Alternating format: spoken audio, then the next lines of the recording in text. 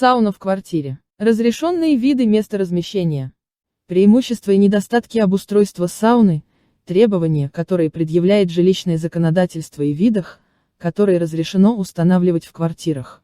Сауна в доме – это возможность хорошо отдохнуть и расслабиться в родных стенах. Но если в частных коттеджах ее можно спланировать еще на этапе строительства, то в многоквартирном доме все не так просто. Есть определенные требования к дому, площади, а для обустройства некоторых парилок нужно получить специальные разрешения. Плюсы и минусы. Решение обустроить собственную парилку имеет много положительных сторон, но нельзя забывать и о недостатках. Необходимо взвесить все плюсы и минусы до начала работ. Преимущества. Настоящий релакс у себя дома. Не нужно ходить в общественные бани, чтобы хорошо отдохнуть. Кабины бывают разных форматов, есть совсем миниатюрные, которые не занимают много места. Невысокая стоимость готовых решений и комплексное оборудование всем необходимым. Есть и недостатки и возможные проблемы, которые может повлечь установка. Недостатки. Нельзя устанавливать конструкции в жилых комнатах, на кухне. Перед обустройством требуется согласование с соответствующими инстанциями. Построить с нуля или поставить готовую кабину можно не во всех типах многоквартирных домов. Стены и пол должны быть оформлены специальными материалами, пригодными для условий перепада температур. При слабой вентиляции и влажности горячий пар могут спровоцировать сырость и плесень.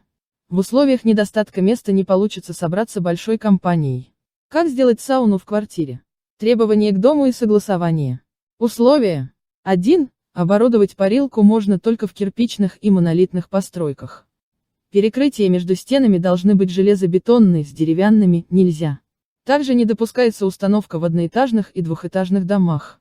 2. Можно подключать только электрическую печь, которая потребляет в среднем 3 кВт в час, или парогенераторы. 3. Есть рекомендации к площади помещения, если речь идет о встраиваемых кабинах. Двухкомнатная квартира должна быть не меньше 54 квадратных метра, трехкомнатная не менее 68 квадратных метров. Если площадь жилья меньше указанных параметров, вентиляция может не справиться с таким количеством влажного и горячего воздуха. В сводах правил по проектированию и строительству СП-31, 107, 2004 СП 54,13330 100-тысячных. 2016 также есть следующие положения. Их нужно учитывать при проектировании. Объем парилки не должен быть меньше 8 кубических метров и превышать 24 кубических метра. Это ограничение связано с вентиляцией в многоквартирных домах. Оснащение возможно только специальной печью заводского изготовления. Она должна иметь функцию автоматического отключения при нагреве до 130 градусов или по истечении 8 часов непрерывной работы. Над печью обязательно нужно установить щит теплоизоляции из негорючих материалов. Расстояние от печи до стены должно быть не меньше 20 см. Вентиляционный канал необходимо оборудовать специальным противопожарным клапаном. Необходим дренчер или сухотруб, присоединенный к внутреннему водопроводу за пределами парилки. Если сауна примыкает к наружной стене дома, вентиляция должна иметь отдельный вертикальный канал с естественным побуждением. Деревянная отделка стен и потолка должна обрабатываться специальной пропиткой. Как узаконить? Нужно получить разрешение на обустройство из нескольких инстанций. 1. Жилищные инспекции. 2. Управление Роспотребнадзора. 3. СЭС. 4. Противопожарная служба. Этот список может быть расширен в зависимости от требований в каждом конкретном регионе. Какую домашнюю сауну разрешено ставить? Своими руками баню в квартире все-таки делать не стоит. Тем более, что есть разные готовые варианты. Можно заказать проектирование парилок с нуля у специализированной компании. Для установки также можно выбирать готовые модели в виде кабинок.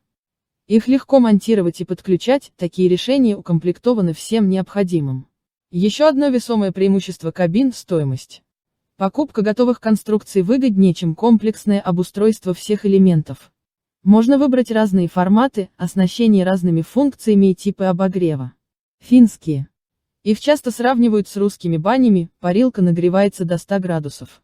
Уровень влажности пара не превышает 15%, поэтому их можно устанавливать в многоквартирном доме и не испытывать проблем с вентиляцией. По сравнению с другими видами кабины финских саун имеют большие габариты. Поэтому они подходят для монтажа только в просторных помещениях. Инфракрасные. Небольшие кабины, нагревание которых происходит за счет тепловой ИК энергии. Вопреки заблуждениям, она абсолютно безвредна. Есть ограничения только для людей, которые в момент процедуры переносят инфекционные заболевания или в организме есть воспалительные процессы. Во время работы не происходит выделение пара, поэтому ее также можно использовать в квартире и не испытывать проблем с вентиляцией. Температура не поднимается выше 60 градусов, поэтому по уровню тепла ее нельзя сравнить с русской или финской баней. Фитобочка. Такую мини-бочку можно поставить даже в однушке. Она занимает мало места, не требует усиленной вентиляции и проводки. Легкую конструкцию удобно перевести в новую квартиру при переезде. По ощущениям, ее можно сравнить с хамамом, воздух в бочке достаточно влажный, а температура поднимается не выше 60 градусов. Есть миниатюрные модели, рассчитанные на пребывание только одного человека, а также расширенные версии для двоих. Где можно разместить? Для размещения подходят только нежилые зоны. В рамках типовой квартиры это, как правило, ванная комната или коридор. Ванная комната.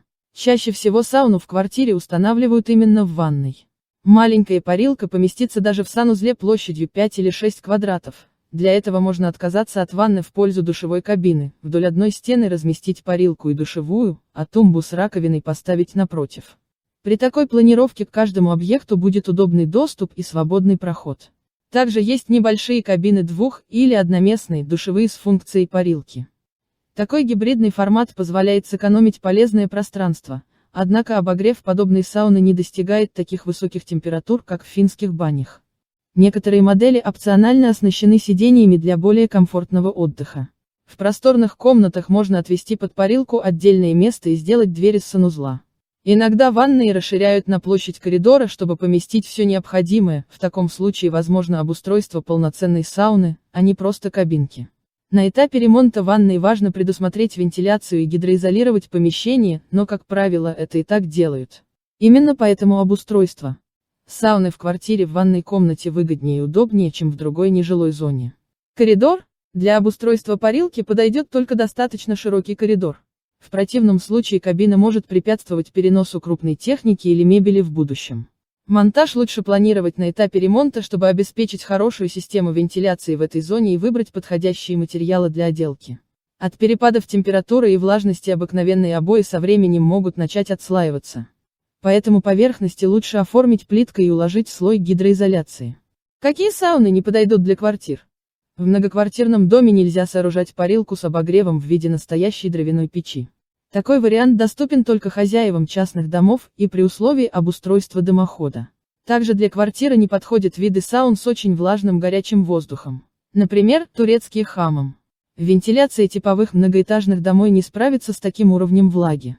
К тому же для нормальной циркуляции воздуха и теплообмена в турецких банях высота потолка должна быть не менее 3 метров, что не актуально для большинства квартир.